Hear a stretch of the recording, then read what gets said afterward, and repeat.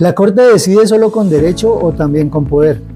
Muchos dicen que las decisiones de la Corte Constitucional son solo jurídicas, pero cuando uno mira qué decide, cuándo decide y a quién afecta, la historia cambia.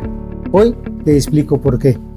En Colombia, cuando el gobierno habla de emergencia económica, dice que hay una crisis grave que exige medidas rápidas.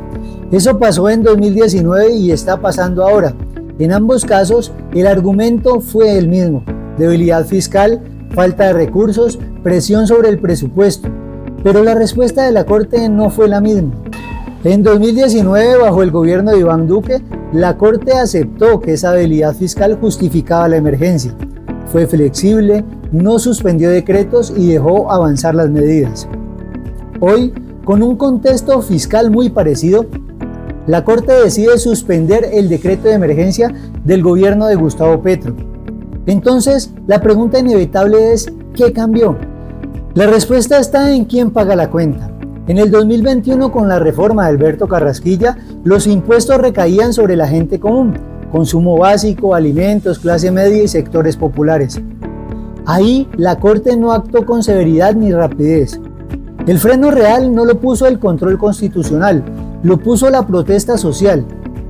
Hoy, cuando los impuestos se enfocan en los más ricos y en los grandes capitales, la Corte actúa con celeridad, con más desconfianza y con medidas preventivas.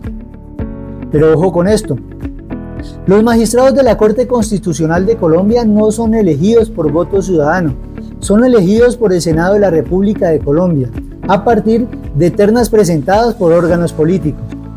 Esto no hace ilegal a la Corte, pero sí significa que no decide en el vacío, sino dentro de un campo de poder real. Esto es entender cómo funciona el poder. La Corte no cambia la Constitución, cambia el estándar, según el contexto y según a quién afecte las decisiones. Cuando el sacrificio es popular, hay flexibilidad. Cuando se tocan las élites económicas, hay severidad. Y el derecho es el lenguaje. Pero las decisiones tienen el contenido político. La pregunta no es si la Corte tiene argumentos jurídicos. La pregunta es por qué usa con distinta intensidad según quién paga la crisis. La Constitución es la misma, lo que cambia es a quién se protege.